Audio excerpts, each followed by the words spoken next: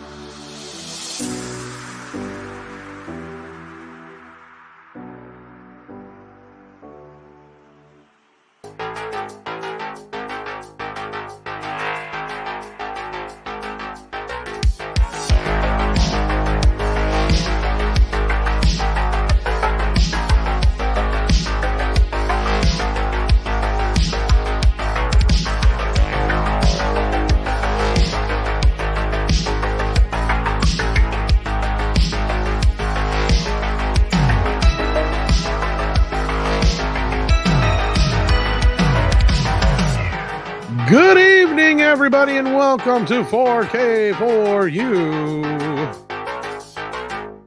post Netflix show. Yeah, kind of ironic that the company that killed home media, you're late because of that. Well, I mean, look, remember they started out as a physical media company, so yeah, true. But they killed the mom and pops, then they killed the physical disc. Yeah. That's how it works. But greetings, everybody, and welcome to the program. We have with us Valiant Renegade. How are you doing, sir? Good. What is going on? Good to be back live at 5 Mountain Time. Like 5:21, but who's counting?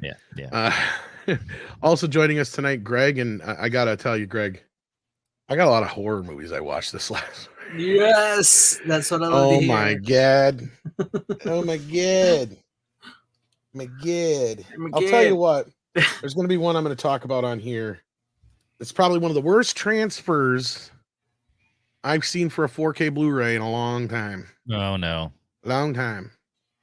One of them is not what you're going to think of, probably, but I will warn people up front. I haven't got a chance to watch this one yet, The Bronx Tale with Robert De Niro. It was a movie I was looking forward to. Yeah. DNR'd to shit with fake grain all over it. Oh, my God. I don't know what they did Bronx to this. Tale? Yeah. I don't know why. I was really bummed because it's not a cheap I hadn't disc. ordered that one. Yeah, I hadn't ordered that one yet. I would wait until it goes very much on sale. That's one of my favorite movies. I'm so I disappointed. know, right? I did. That was one of the first laser discs I ever bought. Oh, I know. I was really disappointed. I'm like, what did they do to this movie? Why? But that's a problem. But there's another movie that has just a horrible transfer. We'll get to that in a little bit. But first, let's get into our. We got to introduce Greg of Fanzine. How you doing, Greg? I'm doing. Did we say hello already? Yeah, you already introduced me. I just wanted to make sure. I don't remember what I say anymore. I'm the little guy. We have some upcoming news, but before we get into the news, I've kind of separated this now. I'm no longer going to put rumors in with the announcements, but we do have a couple of rumors that we can cover here real quick. I just wanted to get into. Let's see here. We've got first of all, the big rumor I think that I would hit first would be where'd it go here? I had it in front of me. This is kind of a rumor / confirmation of Little Shop of Horrors. I think that was actually on last week's video. But there was some other ones. Darkman was one of them I wanted to bring up. It's rumored for Shout Factory next year. Let's see what else was there. Help me out here, Greg. I know there was a few rumors. Lionheart. Yeah, I did see that one. I Let me just check saw real quick. Let one me from pull it up today here in from my. Bill Hunt. That La Bamba. Yeah, Bill doesn't usually do too many rumors. Ghoulies 2 was the other one I Or was it might have trying been to a think of. confirmation of something. Yeah, he usually does confirmations. Pretty Woman's another one that's up for 4K supposedly. What did I see? It was right before I got on Um, the big Titanic box set thing. Oh yeah, that's been announced. But but no, it was That's Varsity official. Blues. Okay, That's official. Yeah. Pre-order. I does say Varsity Blues, yeah. Oppenheimer pre-order. Okay, that must have been something else then. I thought it was. I think that's most of the ones I nailed. There wasn't too many anyway, but yeah, unless you can think of anything else, Greg. Yeah, I was gonna say I don't. Do we do Stand By Me? I think that's an official one. Yeah. Yeah. That's already been on 4K. This is just a re-release. Yeah, that's right. That's right. Oh, the one I did forget is this should have been in the video, and I apologize, but I guess it's the Paramount box set that's coming out. It's the Johnny Depp movie, Sweeney Todd. That's what somebody was talking about in the chat. Yeah. Yeah. That's the one I didn't get in there. Yeah. So yeah, that's the only other thing that I could think of offhand that we may not have gotten. So let's get into the real news here of the day. Let's start the clip. Oh, I don't even have it up. That helps if I have it up, right? Just making everybody pre-ordered Indiana Jones and the Dial of Destiny. No. Even why if you would like you do that movie, to yourself? Even if you like that movie, don't buy that disc. That's an insult. You know what's funny about it? Okay, there's a 60 gigabyte disc for a 2 hour and 45 minute film. Let's not. I'm not even going to get into that part. I'll get into one other part though, because I've been talking to Michael of Retro Blasting for a while about this. They only released the soundtrack as a limited release. Right. So even people who don't give a shit about this movie give a shit about the soundtrack, because chances are this is probably going to be John Williams' last soundtrack. I mean, let's just be real. Yep. So a lot of people wanted to get their hands on it, but it was so limited that they sold out right away. Is it limited physical or just they're going to still limited have physical? I don't even know if you can get it digitally yet or not, but yeah. So people were pissed because they couldn't get their hands on it physically. By the way, yes, folks, I still order physical media for music. I got my brand new Joe Bonamassa album that just came out. CD. I thought you said Joe Biden for a second there. I think the whole album would be like, booch, come on, man. Come on, man. Also one of my favorites. Come on, man. I like ice cream. So Poor Pop was a bad dude. Yeah. My hairy legs. He's got a song on there called Hairy Legs. Falling up the stairs is harder than falling down, trust me. That went off the rails. Oh yes, but no, like yeah. And anyway, what I was getting to is one of their big advertisements for this movie is you get to listen to the isolated score. And I'm like, I hate isolated scores on movies. I appreciate that sometimes we get little nuggets in the isolated score we wouldn't normally get in the soundtrack, but I just as soon have one of those elaborate, 3-disc, 2-disc soundtracks where I get every track in chronological order, and I'm happy with that because otherwise I'm sitting there listening to silence for like 5-10 minutes at a time. Mm-hmm. And a soundtrack album I can usually listen to in half the time of what it takes to watch a movie. Yep. And people are like, well, so it's like, well, I don't want to watch the movie. Maybe I want to listen to it in my car, or something like that. Yeah. Or, when I'm working out or whatever, like I work out, but yeah. You get my drift. Iron. But anyway, I just thought that was kind of goofy, but that's in the list today. So let's Hello, everybody. And here's your 4K for you news for the week of October 18th.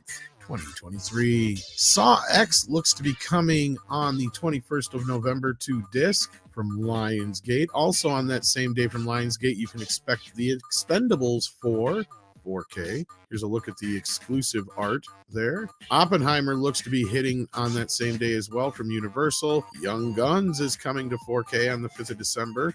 Here's a look at the 4K Steelbook exclusive from Best Buy.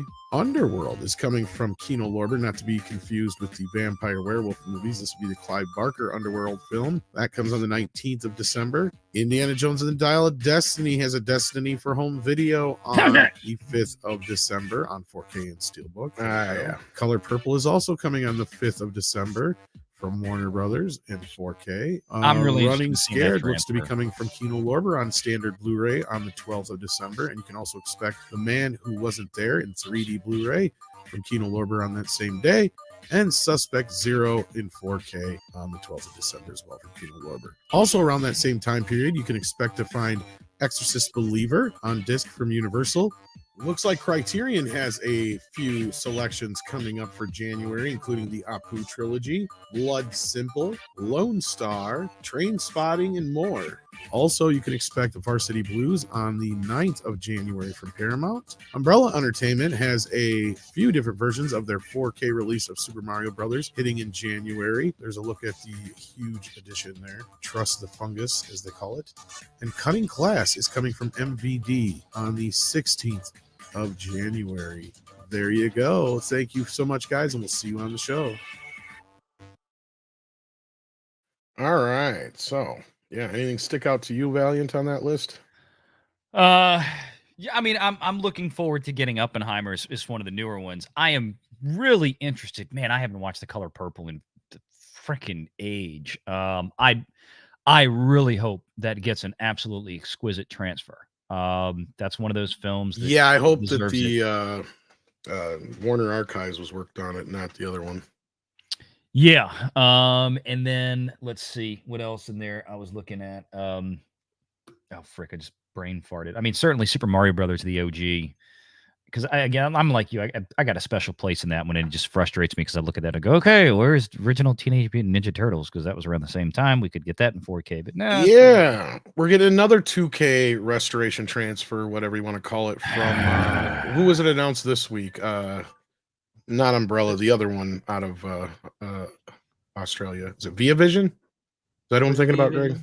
I think so. I think it was Via Vision. That one. Yeah, they announced a new trilogy, and supposedly it has those new transfers on it. Well, I already ordered the ones from Japan or whatever, or China. Is it Japan? Yeah, Japan, I think. Yeah. Mm-hmm. Or China. Where's Fortune Star out of? China, right? I don't remember. Yeah, it's China. Never Probably mind. China. Yeah. Yeah. Because they used to be Golden Harvest, yeah. Yeah. But I don't know what's going on with those. I don't know why they're 2K restorations only, especially considering supposedly a 4K scan of the first movie exists. Somebody doesn't want to cough it up. Somebody doesn't want to get it. I mean, I don't know. But yeah, as you were saying, sorry. No, that was kind of it. I mean, it's just, I'm curious to see, when we'll ever get that, or I mean, it's coming up on an anniversary soon, isn't it? What was it, 1990? When did that movie come out? Yeah, it'll be 2 years before we get to the anniversary. 35th anniversary. They were supposed to do it got limited because of COVID, but they did a theatrical re-release in 1990, and only a few places got to see it. But that's when supposedly the new scan was done. And I see a yellow flash in the chat. I'm trying to get you the link here. Yeah, and I mean, I know there's some other ones I saw that I hadn't noticed before. I think we got Clue in 4K. We had that one last week. We had announced. Okay, December 12th. Okay, yeah, and I know there was a few, and I think we mentioned like Man in the Iron Mask before too. So I mean, those are the kind of things that are on my pre-order radar. Because I mean, definitely, I'm a huge fan of Clue. Oh, he wants the link for Mario. Well, right. I don't want to go. I can hook you up with that. No, you don't want to show him on the show. He just wants the link for Mario. Yeah. Well, we're going to talk a little bit more about that in a second. Greg, anything pop out to you on that one? Of course, The Color Purple, yes, and Varsity Blues. I'm actually a big fan of that movie. I don't know what it is. I guess that came out. I saw it in the theater. I can tell you what it is. It's Tara Reid with the whipped cream scene. I know why you're a fan of that movie. Yeah. Well, yeah. Great soundtrack. See how fast I can answer that question. Oh, I love the strip scene, man. A 10. I think before Friday Night Lights, that was one of the best representations of Southern football, too. Oh, God. It's specifically Texas high school football. Right. Yes. Yeah. Well, you know what I mean. Yeah. Yeah. Just how important it is and all that stuff, yeah. What year did that come out? I think that came out at 98, 99, somewhere in there. Because I remember seeing it in the theater, I think, when I was in college. So yeah, I think it was in college when that came out. Oh, I feel young now because I was in high school. Yeah, but you're only a couple of years younger than us. So it was like 99 it came out. Yeah, I was gonna say, I think it came out the same year as American Pie, if I remember right? Yeah. Yes, about right. Around that time, yeah. I think that American Pie was 98. And then, well, that's the thing, because like you've got like American Pie, Varsity Blues, Road Trip, what's the other one I'm trying to think of now that all came out in that same time? The one with Jennifer Love Hewitt and where they're at the party that night. Oh yeah. I have that. That's a good movie. I know, you know what I'm talking about, and I can't think of the name. I know it's a good movie too. It's a good movie. It's a horrible title for a movie. I know, Can't hardly wait. Can't hardly wait. Yeah. All those are very, that was very where much. Seth Green made his big yeah. debut. Well, I don't want to. This is not his big debut, but is where he really kind of took off. Yeah, that's what made him. Yeah. Yeah, because he was in that Airborne movie about rollerblading, and and he kept going brah. And all through the whole Jack movie. Black's in that too. He's like, did they just call me a piece of underwear garment? Yeah. Yeah, no, that was one of his first big ones. And it also had but those movies that I just mentioned, I think are most representative of our around my age graduating classes. And, well, I was a junior, so I wasn't like early high school when that came out. Clerks and that was the generation just before us, or whatever you want to call it. You know, the group just before us, they were the slackers, right? Yeah, we were just kind of like the lost generation. We didn't know what the fuck we were doing anymore. Yeah. And I think those movies kind of represent us best, you know. We were all, coming out of the AIDS scare. So like it was kind of okay to have sex again. So like that's where American Pie and stuff like that and Can't Hardly Wait kind of come into the play and stuff like that. Okay. But yeah. It's safe. You guys could go and screw all you want now. Just go ahead. Well, they didn't say that, but it was just well, so not much like that, but we learned like, okay, you don't get it from just kissing. And all this kind of practice safeness. Yeah. All right. And that kind of business. But and then the internet was kind of becoming a thing for the first time. And but anyway, yes, Runner got it too. He's in the chat. How you doing, Runner? He's a college boy now, Mr. College Boy. So anything else stick out to you, Greg, on that? I was trying to think back, of course. Super Mario Bros. Definitely. What was the other one? I was trying to think. It didn't seem like there was too many grab my Transpotting would be all right. That's not too bad. Maybe. Is that one a 4K one? I think it's a transfer. I think so. Because speaking of Criterion, I got one of theirs this week that I thought was a 4K, but I guess it wasn't, even though they scanned it in 5K. But anyway, I'll talk about that later tonight, Greg. It's not a bad transfer though. It looks pretty good. Oh, okay. Okay, cool. But yeah, I think that's better. I mean, not that I'm a huge fan of the Saw movies. I only really like the first movie, but I did hear with that Saw disc, they're going to have massive amounts of special features on that. Interesting. Like a 3-hour documentary, behind the scenes, deleted scenes, everything. So I was like, I got to give them a shout out for that, because that's something that's being lost with physical media by the studios, is we just don't get special features anymore because I don't know, that it costs them the money to produce. Most people don't really care about special features, I guess, but I do. So I got to give the Saw X a shout out for having 3 hours worth of special features on that, even if I plan on never seeing it or not, No, that's a good point. And I mean, I'm surprised how elaborate of an edition that The Exorcist is getting from both Walmart and Best Buy, considering. But I'm sure a lot of that was planned pre them shutting stuff down, which we're going to probably talk a little bit about more so next week. But obviously, if it comes up, it comes up. But no, the other thing that stuck out to me besides Mario, obviously, I guess. Probably be Young Guns. So I'm both disappointed and excited, because I am disappointed by all of the art. It is some of the worst art ever. Like this is the steelbook coming from Best Buy. And Lionsgate is well known. Yeah, that's one I'm looking forward to. For doing for excellent slip covers, but this slip cover just looks shit, just like the other one. I'll make you famous.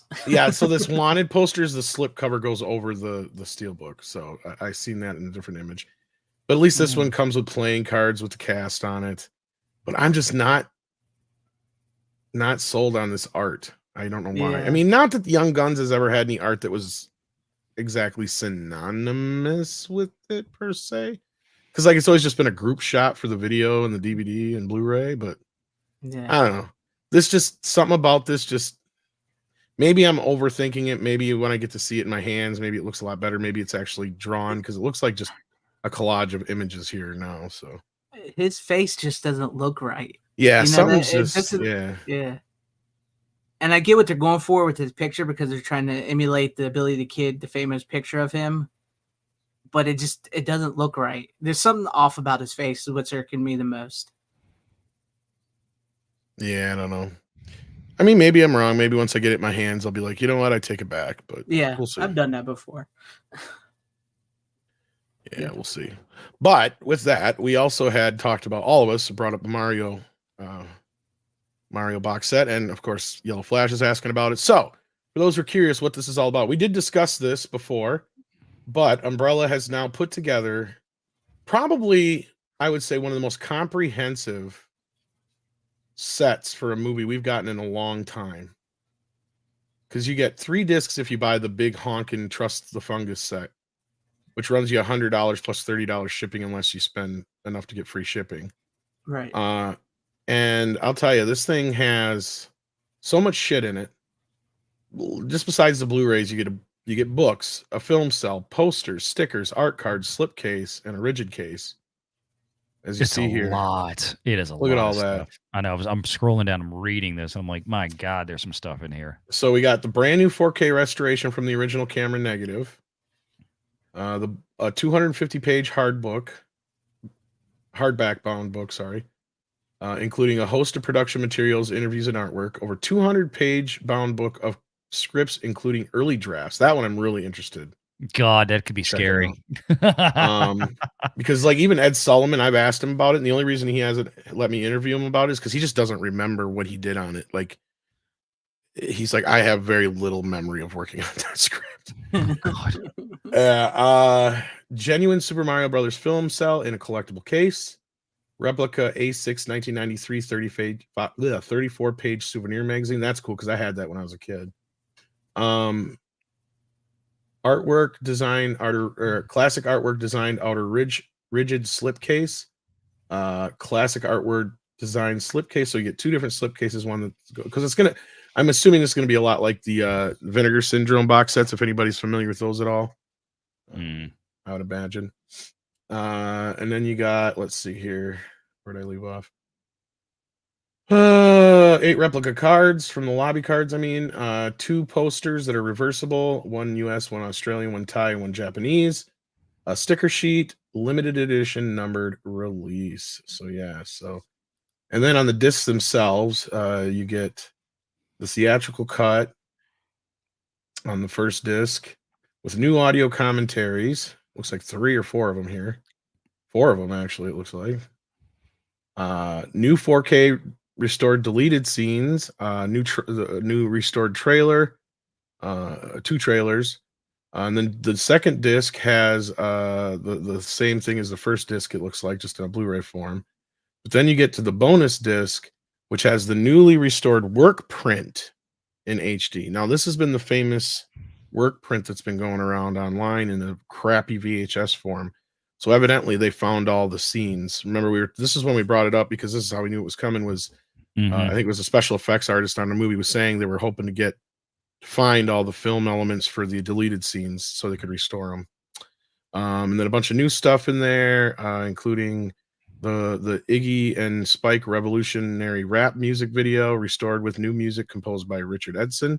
Now, I think this was a portion of the movie that was never finished, where Iggy and Spike did a rap in the movie. Oh God, I don't know if I yeah, that got deleted. And the new anti-Koopa protest music video, a collection of archival Japanese trailers and archival commercials, a 55-minute This Ain't No Game featurette. That's the one that came on their older disc. It's a great little documentary. An original making of featurette that's 25 minutes, and the original electronic press kit, which always has some goodies in it as well. And of course, the standard galleries of stills and storyboards. But keep in mind, I think the only way you get this third disc is if you get one of the 2 bigger packages, because there's like 3 or 4 different versions of this.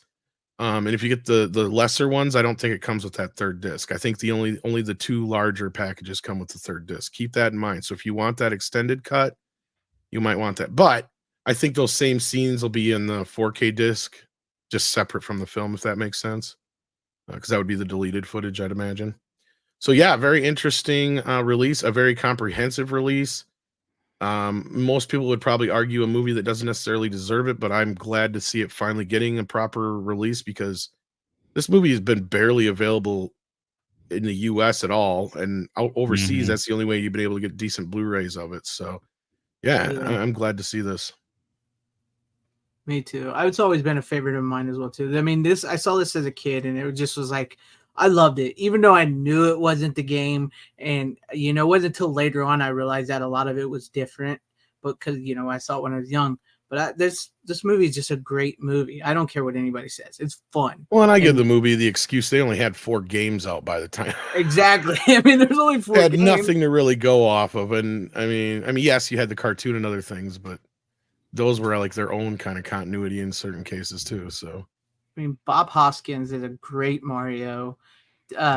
What's his name? Dennis Hopper is great as Koopa. I mean, you can't go wrong with it. It's like we've talked about where he does his hands, where he was told not to do his hands, and he kept doing his hands like a T-Rex. He's like, he doesn't insist. He insists that he does it now because they told him not to.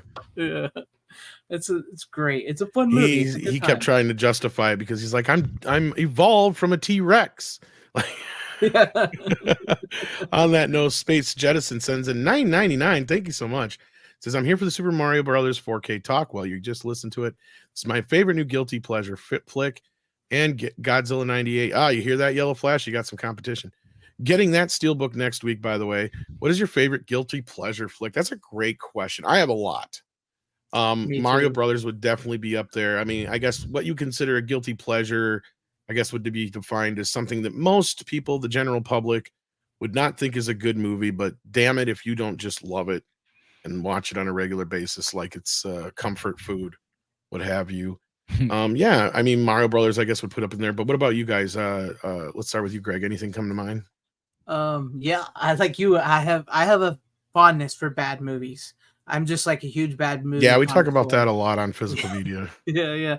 I would have to say, looking at my shelf right now, one of them that comes to mind is Invisible Maniac, because I just see it right there. It's a 4K. It's not what you would call a great movie. It was never considered a great movie, but it's just this fun, goofy 90s movie about this professor who teaches summer school, who turns himself invisible and gets horny when he sees the girls, and he goes on a killing spree.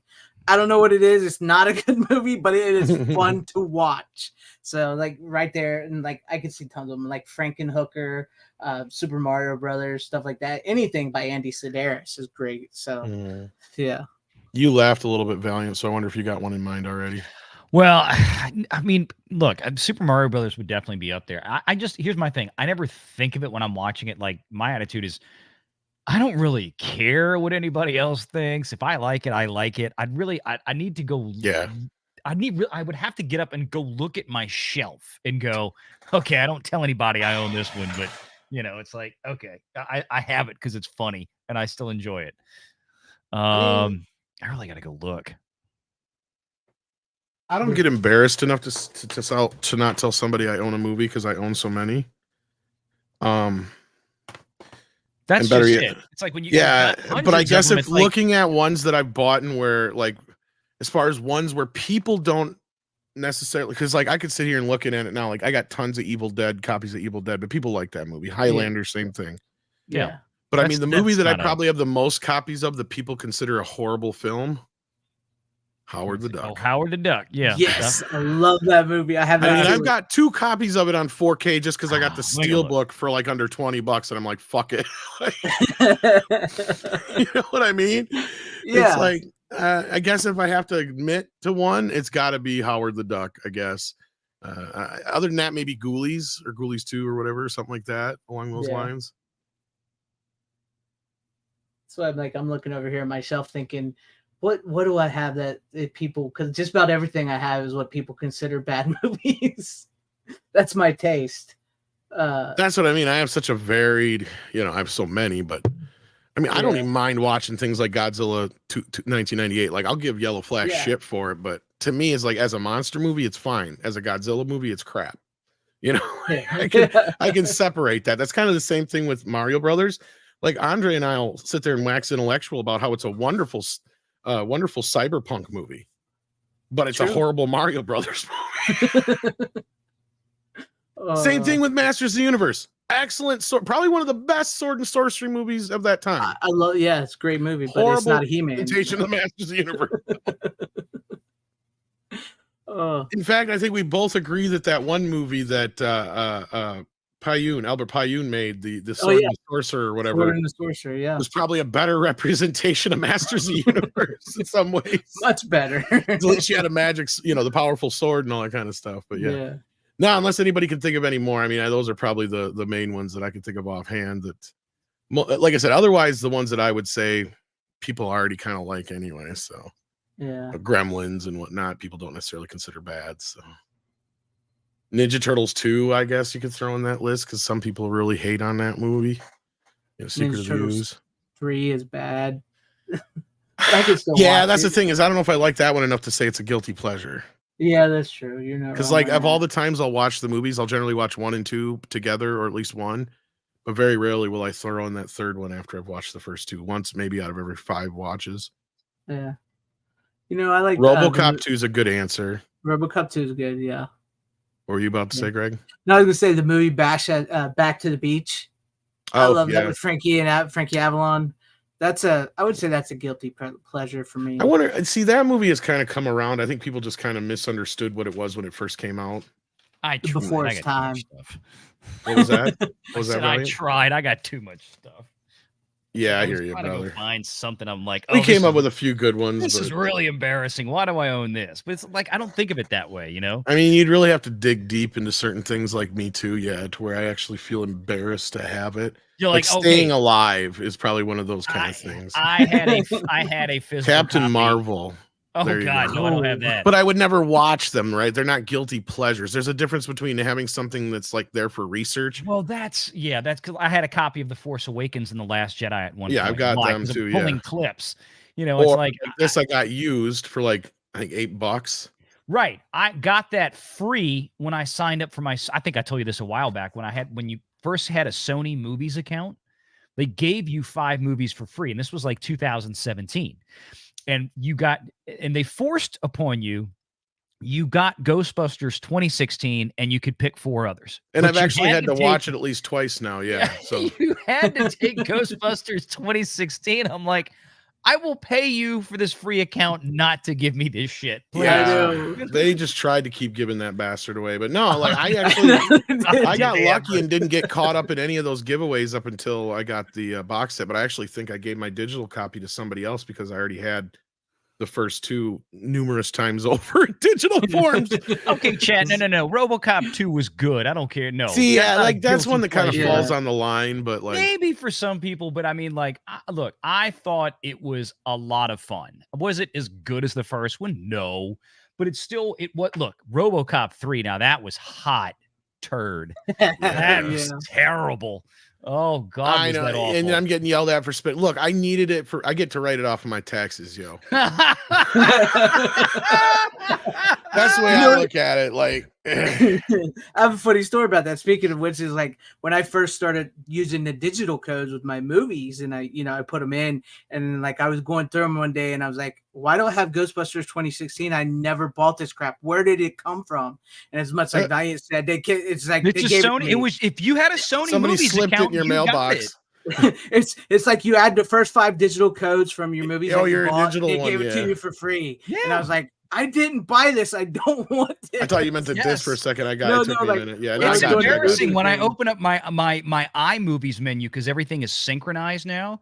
I'm like, and people scroll through. I'm like, I don't want anybody to see that Ghostbusters 2016 is in there. How do I delete it from the menu so it's invisible? Well, I don't want to be embarrassed if somebody looks at here. Because probably now I could probably go get it from the same used place that I got this from for like dirt cheap. But you guys got to think about it. I got this when it was fairly new still. This is the 4K 3D version. They couldn't sell it then. That's the point. Is even $8 then to me was cheap for this bastard because I had to watch it for the channel. That was then. And then I just had to watch it. I think last year it was again. We talked about it for some dumb reason. So I ended up having to watch it again. Oh my God. It is horrible. Oh. It is just a horrid fucking because I never watched the uncut version. That's what it was. I think I watched the unrated version or something like that. All I know is it's fucking unwatchable. Like I kept finding myself like trying to do other things. Like well, somebody else mentioned even count like the ceiling tiles. You're just like they got another free code for GB 2016 when they bought the big box set. Yeah, Tom and I think Greg has the big. Like I said, I gifted box that, set I think, to Mikey, but yeah. They threw it in there for free because at first when they announced that it wasn't going to be part of the box set, it wasn't going to be one of the physical discs. Or was it you that I gave it from to get? Because otherwise that's where you probably got it from. No, it wasn't me, because when I put in my, I know I gave it to somebody because I literally have like the HD versions, the 4K versions already on Vudu because I bought them before. So I'm like, I don't need them again, and I already pre-bought Afterlife, so I already had it on 4K. So I was like, I ended up gifting it to some, must have been Mikey or something.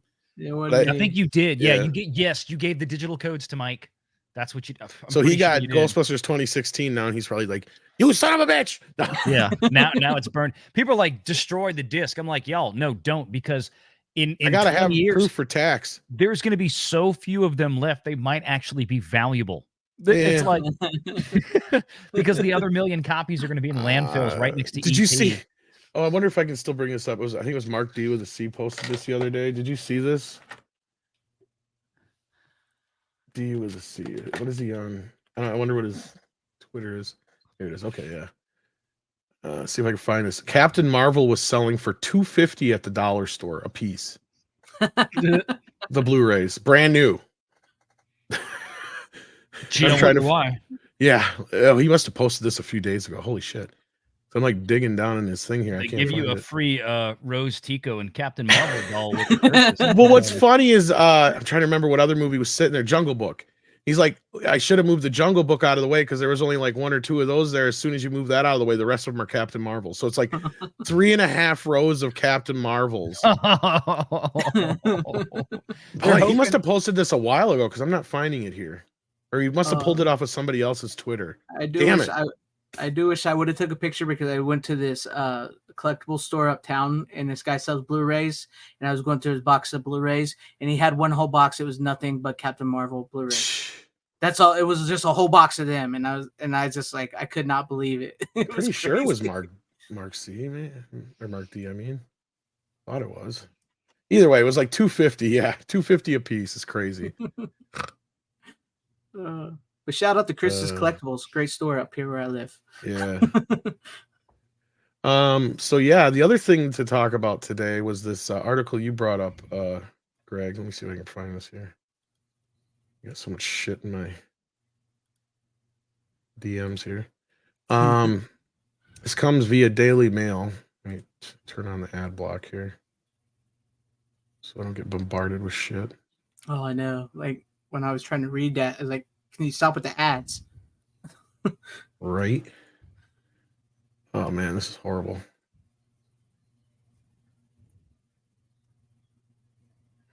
But Paul Feig was the reason that we ended up getting the Ghostbusters 2016 in the big box set, because he complained that his movie wasn't in the set. It belonged. Yes and no. I think it always was going to be. Well, I shouldn't say yes and no. I should say my opinion is I'm not so sure about that. I think it was always going to be. So he raised a fuss for nothing. And maybe he knew. But they stuck it in there as a digital code. It did not get a physical disc in the set. Yeah. I think it was always going to be a digital code is my point. Okay, this thing is really being a pain in the ass with fucking ads. But anyway, like it won't even let my ad blocker work. Dang. So it's just going to get bombarded. Daily Mail says classic movies you can't get on streaming services, from Some Like It Hot to Citizen Kane. The films you won't find on Netflix, Disney Plus, or Amazon Prime. So don't throw out the DVD player just yet. Now, we've noticed a lot of the reason I'm glad you brought this to my attention, Greg, is because we've noticed this fucking ad. We've had a lot of articles and people bringing this up lately with the latest news of Bill Hunt, who we're trying to get on here one of these days. Where he pointed out that Best Buy, had the scoop where Best Buy is no longer going to be carrying Blu-rays, and I've heard as of February next year, as far as an update on that. So, and this I think is an important kind of thing to be talking about right now, is how important physical media is. But it says here, Some Like It Hot, Citizen Kane, and Breakfast and Tiffany's are some of the masterpieces that fans can't stream as part of their subscriptions on Netflix, Disney Plus, and Amazon Prime Video. Back in 2018, film writer Kate Hagen noted that the number of films on Netflix that were made prior to 1990 totaled just 98. Cool. Still today, if you scroll down Netflix list of movies, it's striking that the overwhelming majority of films are from the last 20 or 30 years. Yep. To investigate further, Mail Online drew up a list of 50 older films widely considered classics as named by IMDb and Empire Magazine, using 1980 as a cutoff point as to what could be reasonably be considered as an old film. The list included Citizen Kane, Casablanca, Some Like It Hot, Mary Poppins, 2001: A Space Odyssey, and One Flew Over the Cuckoo's Nest. Well, we all know anything Disney is going to be off limits. Yeah. We then searched for them on the big three streaming services.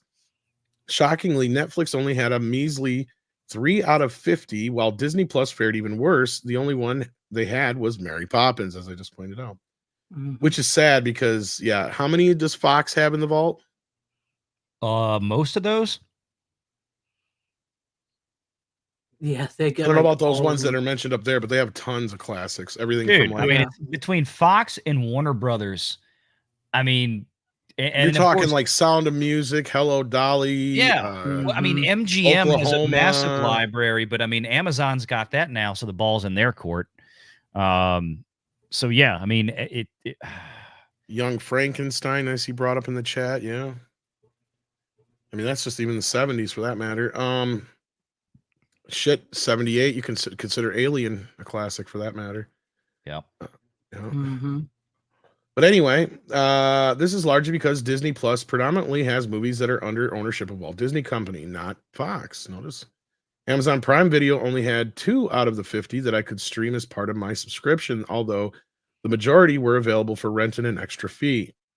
Okay, so they're giving pounds. So I'm assuming this is in the UK. I was going to say, because a lot of these that you mentioned here are Warner Brothers titles. And Citizen Kane, last time I checked, Casablanca, 2001, and One Flew Over the Cuckoo's Nest, I think are available on HBO Max right now through the TCM part. Some Like It Hot might even be on TCM, but that's an MGM title. Yep. So yeah, you'd have to check on that. But see, that might be why they're putting those in here, because they're from the UK. But I still think that this is pertinent. To, you know, experts agree that it's getting harder to watch older classics, those made in the 1970s and even before that, because of the dominance of streaming. James Board, tech expert consultant Board's group, said physical media in general seems to be struggling not just with DVDs, but also gaming consoles which are going discless. Yep. Yes, I just brought this up this last week. British retailers such as John Lewis have already stopped selling DVD players in their stores, although Blu-ray players are faring better. We're moving, or probably have pretty much moved, to a world where all media is ephemeral and subject to erasure or change by streaming companies. Now, this is something we talk about all the time. It's not even that we rent our own. It's not even that we rent our media. We rent access to it instead. See, that's a good way of putting it that we never have before. Right. See, because Andre and I and the rest of us always point out, you don't really own your digital. Oh, look, there's a picture of Greg in his living room. That's funny. This is how I found the story through this guy, because he follows me on Twitter. He owns a video store. Wasn't far off. Yeah, he owns a video we store. hang out with some geeky dudes, man. Yeah. Yeah, these guys have not only heard of it, they have it. See, that's the thing. You think I've got a lot of shit? Oh, no, but let me make sense of this. I want everybody to think for a minute watching. Think about the average demographic that Netflix caters to. And for those of you that came over from my live show covering the earnings call that they had today, right? Think about the demographic they're catering to. When they're talking about today about how they're going to expand advertising, and they're trying to get these users who are sharing account access to sign up for their own account, and blah, blah, blah. Y'all, they ain't talking about the 60-year-olds. That's why you're not seeing these classic movies on there. It doesn't behoove Netflix or most of these other streaming services, but for the actual content owner itself. So if you're a Universal or a Fox, which is now part of Disney, or you're a Paramount, which has Paramount Plus, Peacock with Universal, or if you're Amazon that now has MGM, it's going to be incumbent upon those companies that own the rights to those films to put them on their own proprietary services. Because somebody like Netflix is probably unlikely to pick them up, just because to a Netflix, they don't see an inherent value in spending the money to get these classic titles if the original studio owner is even willing to part ways with them temporarily for another streaming service. Because the Netflix audience, their average age is probably 30 to 40 years old. They don't know these films. And most of the people that do know things like Casablanca or The Maltese Falcon or some of these other ones that are listed already own them on disc. Exactly. Yes. They already own a physical media copy, even if they're my 83-year-old mother who's sitting on probably a VHS tape of Casablanca. Or Wizard of Oz, exactly. Something like that, yes. And they're perfectly satisfied with that. Or they may have bought a DVD 25 years ago when it came out then. And it still works just fine for them, yeah. Exactly. So there's really, and that's the problem. And that's why for these kind of movies, it's so important to own the physical copies of these. And it's not going to stop. Fast forward 20 years from now. Do you think Netflix is still going to have films on there from 1980? No, 20 years from now, the border for Netflix is probably going to be 2000 and later. So all those movies. I was going to say their classic section is going to be made up of like Little Nicky. Right. Yeah. I mean, it's so again, go get the physical discs. Godzilla 98. What you have right now on 4K is the best that these films are really ever going to look, because scaling up beyond that from film itself to 8K is probably not worth it. Well, I just don't know if people can really differentiate. I mean, I probably could, and some people probably could, but majority of people are not going to be able to. Yeah. But yeah, well, I mean, when Francis Ford Coppola spends however many, 5 years redoing The Outsiders and the Godfather films just to put them onto the most exquisite 4K transfer possible before he dies. That's why I'm like, yes, I will spend $120 on this gorgeous Godfather collection box set, the 50th anniversary box set. Even though there's still supposedly some issues with it, but that's a whole nother conversation to be had. Yeah, but I mean, it looks spectacular, and that is the best those films will ever look. Yeah. But where are the Godfather films on streaming right now? They were on Paramount Plus for a while, but I don't know if they are anymore. That's right, because that's where you think they would be, because they're Paramount films. Mm-hmm. I mean, but again, like you said, I don't know if they are right now. They were during the offers height, but yeah, I don't know if they still carry it. Because they also, see, that's the thing. These things move around all the time too. So because again, they license them out. Yeah, coming up with the idea that this is UK based, that this article is coming out of, I imagine they also don't realize that. Yes, I would imagine over here in comparison, the Netflix and such, also because you have HBO Max and all that kind of stuff, you do have a little bit more access to some of the classics. But what if we have happen here as well? This is something you can't avoid no matter what, and that is like the editing of things like The French Connection, for instance. Yeah. What is next? I mean, it's only a matter of time before we uncover more of these. See, that's the thing, is we come to learn every time we come across one of these fuck ups where they've edited something out. It's generally been there for a while, and it takes like quite a few people a long time, over a period of time, I should say, to really kind of build up for people to finally hear about it. Like the whole French Connection thing had already been sitting there for like 6 months that way, from my understanding, or better. Good surprise. Yeah. So that's the thing, is by the time we end up getting the idea of some of these things happening, it's usually been there for a while. And the rare one, I think, is like when Back to the Future 2, because a lot of people were watching it because of the anniversary, and like in our community it came up right away because Justin Proper noticed it right away, and it's glaring as fuck. I mean, this one's just as bad from my understanding, but they still haven't fixed it from my understanding. They just kept it the way it is. They're not going to change it. But yeah, the rest of the article goes on more about Dave Wayne here, it looks like. Greg, can you send me that link too, or did you put it in the chat? It's in the VR, or the 4K. The 4K free. Oh, okay. Yeah. So it goes on more about him, and I mean, it's interesting stuff. So I'll throw the link also in the private, in the regular chat here if people want to check it out. Yeah. But we're not gonna get into that so much, because I think there's more to be said just about in general about preserving physical media. And you were about to say, Greg, sorry. No, I was going to say, this is something that was interesting, because this is a UK-based article. I was wondering, has anybody gone through their because they give you a list of movies that's not available somewhere on here.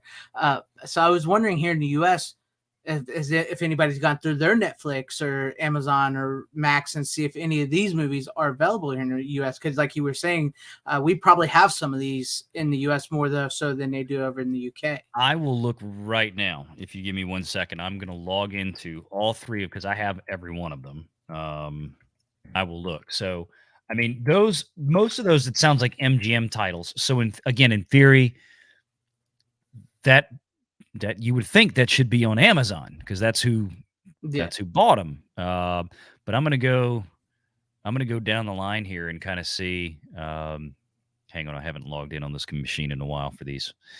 Give me a second here. Okay. So let's see. They have the AMC collection. Didn't they have? Let's see. What was something that was Warner Brothers that would have been in these titles? 2001 was one of them. 2001 Space Odyssey is on there. 1968 on HBO Max. That's what I figured. Except most of those will be on the Turner Classic part of it. Yeah, and you would think so. I mean, The Shining is here. I see. Citizen Kane should be on there. At least it was last I knew. Citizen. Well, now let's see. I got Citizen X. I don't think that's what you're looking for. Casablanca is on HBO Max. Yep. I see it right there. Citizen Kane, I do not see. Oh, it was for a while. I guess it's not anymore. But I mean, just looking down here, the thing that so they bring up other stuff. Some Like It Hot was on that list. That is on HBO Max. The Man Who Knew Too Much. My God, from 1934 is on there. Gone with the Wind, 1939 is on there. Let's see. City of Lights. Oh, Lord. My God, from 1931.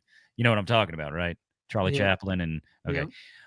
So the RKO. Oh, that's a great movie. If y'all have never seen RKO 281, by the way, because when I looked up Citizen Kane, love it. Yeah, I was gonna say they have that on there all the time. So.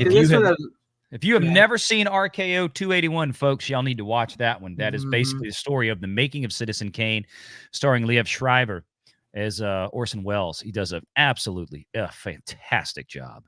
But Casablanca. So my point is that when you look at this, these studios that made this product have it on their own proprietary streaming service. But that's why if you want to be able to watch this on streaming, Cleopatra's on there. I'd say that now. Mommy Dearest is on there. Throne of Blood, my God. I haven't seen that. 1957. I haven't seen that in ages. But you have to sign up for Peacock. You have to sign up for Paramount Plus. I don't mind spending $5 a month for Peacock and $5 a month for Paramount. To me, that's a very low point of entry. You get a couple of ads. It's really not bad. You get maybe 2 minutes of ads at the beginning of a 1 hour episode of something or a 2 hour movie. Maybe you might get 3 minutes of ads. It's totally worth it because they have a huge library of all their classic content. Same thing with Warner Brothers and HBO Max. Those three things to me, Paramount, Peacock, and HBO Max, those are vastly more indispensable to me than Netflix. And there's a lot of good stuff I like on Netflix. Those three are infinitely more indispensable than Disney Plus. I haven't had Disney Plus in a year and a half or whatever. I don't care. Right. There's nothing on there of any value to me or my family. But these other services, I don't mind the ads. I'm perfectly okay with it for $5 a month. I mean, between Peacock and Paramount, Universal and Paramount, $10 a month. My God, there's so much more content on there that I consume versus even Netflix, with the exception of when you get things like One Piece or The Fall of the House of Usher that I've watched this past week that was on Netflix. Very good show. But I mean, that's where all this stuff is, guys. I mean, you want to find these things. Now, again, in the UK, different story, right? Because HBO Max, Paramount, Peacock, they do not have big international footprints. Disney does. Netflix does. Amazon does. So if it's MGM content, maybe that will make its way around internationally. Short of them already have licensing agreements with some other international streamer in a certain country or something like that for certain parts of their catalog. That's where that goes. So anyway. Yeah. And if you notice, they only checked Netflix, Amazon, and Disney Plus. They didn't say nothing about Max or Peacock or anything. Yeah, because that's in the they UK. don't have it. Yeah, they don't have it over there. They don't have that. that. So, yeah. McFly wanted to know what they changed back in Back to the Future 2. Yeah, this happened back in like 2019. When they put it up on Netflix, the scene where Marty's in the office, the principal office, and he's trying to get the almanac, and he finds out that it's Ooh La La. The whole bit where he figures out that it's Ooh La La was cut out. It was like this weird jump cut. And their excuse was it was some stupid random like TV cut of some sort, I guess, but it makes absolutely no sense because nothing else was cut out, just that.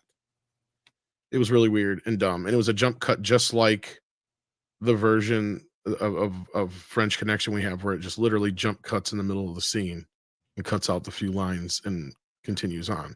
So it makes no sense. And to me, it's weird. I don't know where it's coming from or why it's happening.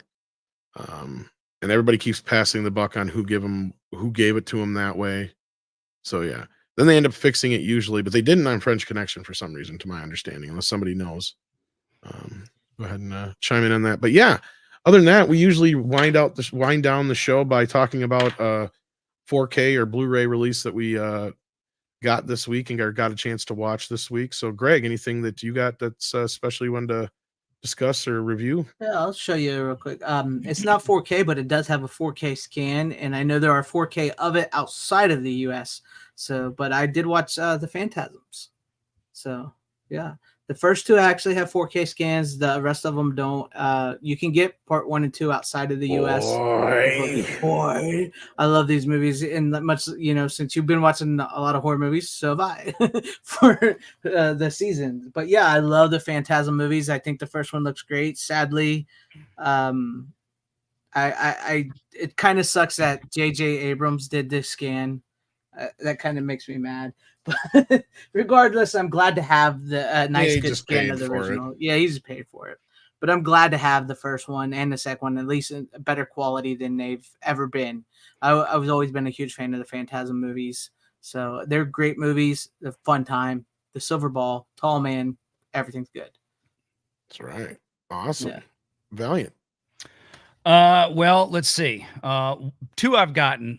I've only watched 1 on the physical, Megan, which I did enjoy. I thought it was fun. I'm like, I'm going to give the studio some props because I think they did a great job. I thought this was a really clever film. The first time I saw it I didn't get to see it in the theaters. I did get to see it when it hit. What was it? Peacock or Paramount? Was it Universal? I think it's Peacock. Peacock, because it's Blumhouse, yeah. Yeah, it's Blumhouse. Yeah, so I figured they have the Universal contract. So I watched it on Peacock.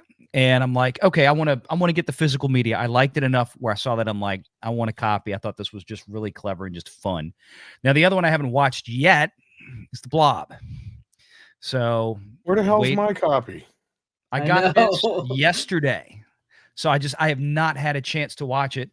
I'm hoping I'll get to watch it tonight, if not this weekend. But I mean, it's still, I'll put it this way. I haven't even pulled the cellophane off of it yet. So I can let's do an unboxing. But so excited. Yeah, but I can't remember the last time I actually really sat and watched this movie. I think I have it on Laserdisc. I mean, I bet I haven't watched this movie in 15 years. I'm not kidding. So I'm really looking forward to seeing it again. So yeah, it's pretty basic and Spartan. I ordered the Steelbook from Best Buy. Maybe it doesn't come out till next week. I don't know. But yeah, from Shout Factory, Scream Factory here. Nice. I think I pre-ordered this. This was from Amazon. And I did pre-order that stuff on Umbrella. So just now. So what I have coming in is I have Weird, the Weird Al Yankovic thing. Yeah. Oh, yeah. And then I've got, because I never had, the only thing with Teenage Mutant Ninja Turtles that I have, the originals, are the digital versions I have, and then the old DVDs. So I ordered the physical Blu-rays. They're 2K, like you said, the 2K scans. So, but I don't even have that. So I wanted to get a copy of that, and then I did the $40 Mario Brothers package because I didn't want to do the $100. I didn't need all that. So we'll see when that gets in. Got more stuff coming. Like I said, I watched Sleepy Hollow a week or two ago. I thought that looked great. I love the HDR alone, just makes it look spectacular just because there's so much black in that movie. It's so dark, but it was a lot of fun. My kids had never seen that. So, yeah. Well, what I watched this week was actually, the movie is great. It's fine. But it's one of the most disappointing transfers I've ever seen for a classic film in my life. In fact, I checked twice because I was so I'm like, did I put the Blu-ray in? Oh no. I've done that before too. I'm looking at it going, did I grab the wrong disc? So I bopped back and forth between the Blu-ray and the 4K. There's pretty much no discernible difference between the two. In fact, it runs at the same bit rate most of the time. What is it? Ladies and gentlemen, do no. not buy, unless you can find it super cheap, Rosemary's Baby. Wow. I didn't buy it. I was one of those, screw that, I'm not buying it because that cover sucks. The cover sucks, but at least on the because I was waiting for a steelbook they never came out with, but at least the Blu-ray has the original poster art on it. Yeah. But it is one of the worst. If you have the whatever it was, the 50th anniversary Blu-ray, don't even bother with this. Don't even fucking bother. Unbelievable. In fact, I was like, same bit rate? How you even do that? It like is running at like an average of like 30, 40 bits per second on both the Blu-ray and the 4K. So it must be on like a 4K 50 disc or whatever they call it. So like it's 60 gig disc, lower caliber because there's no special features on the 4K disc at all. One of the worst transfers I've ever seen in my life. Now I've seen some reviews give this fucker excuses, and I'm like, there is no excuse. If this was scanned in 4K 5 years ago, the version that's on Blu-ray should not look just as the same. Like looks like it has the same compression. Now it definitely has had some neat added to it. Now I can't say there's DNR on it, but it feels like the grain structure has been kind of scrubbed out.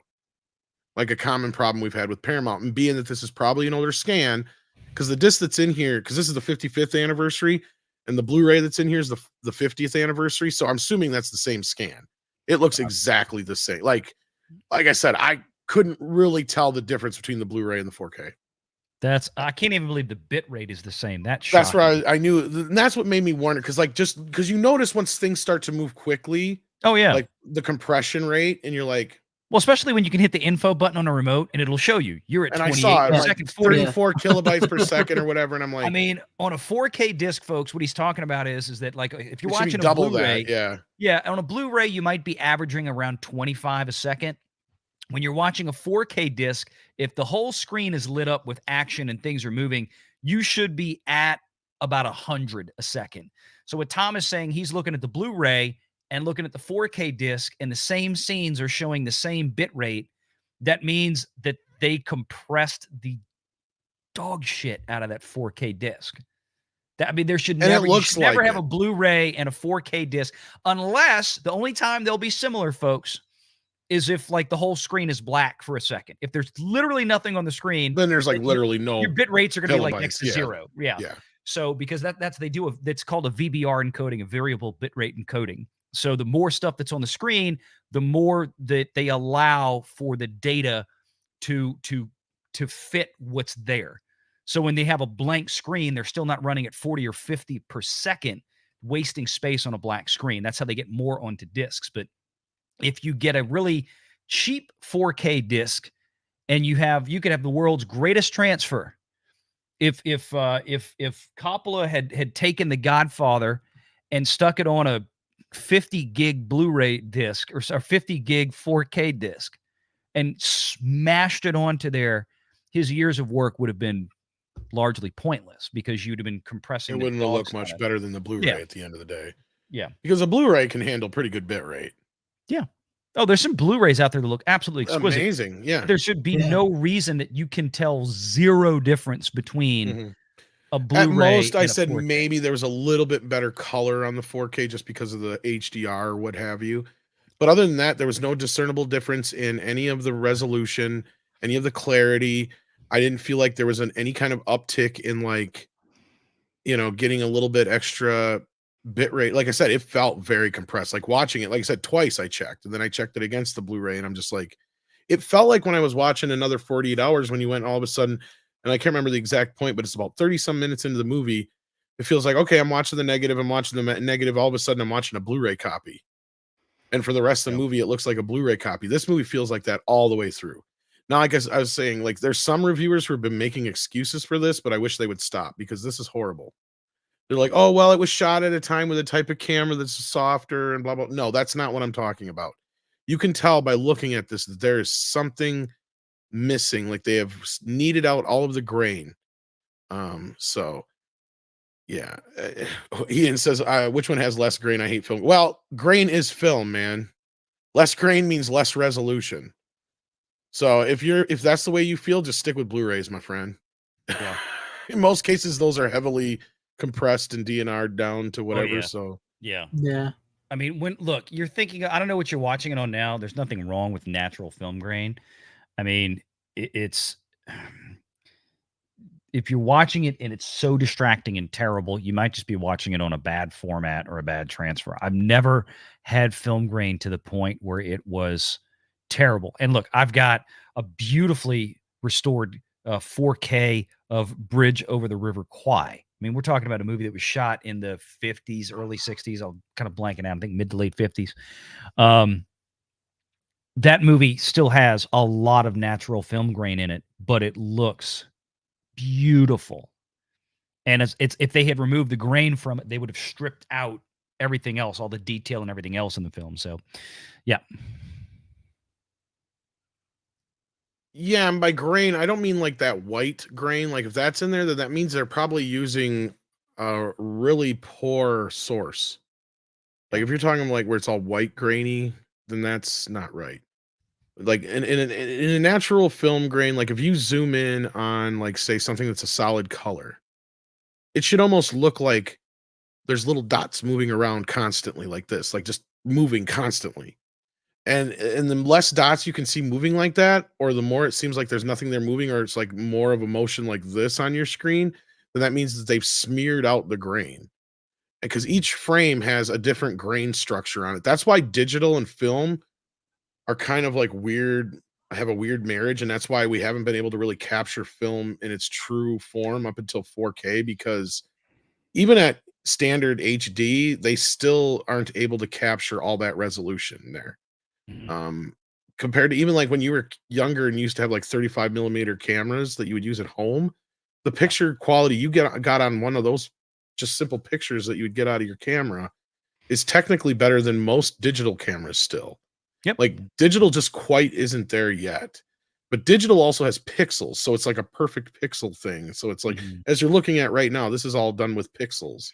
Yep. Right? Like it's not done with it's like easy. It's much cheaper and easier for post-production manipulation, and that's why they like to go that. And there are some advantages to it, to where you can, on a digital camera, you have a lot more dynamic range in what you can capture now than you could with film. So, 40 years ago, if you wanted to get maximum dynamic range, you had to shoot everything with like a 100 ISO film stock, which shooting things like night scenes, that's just totally impractical.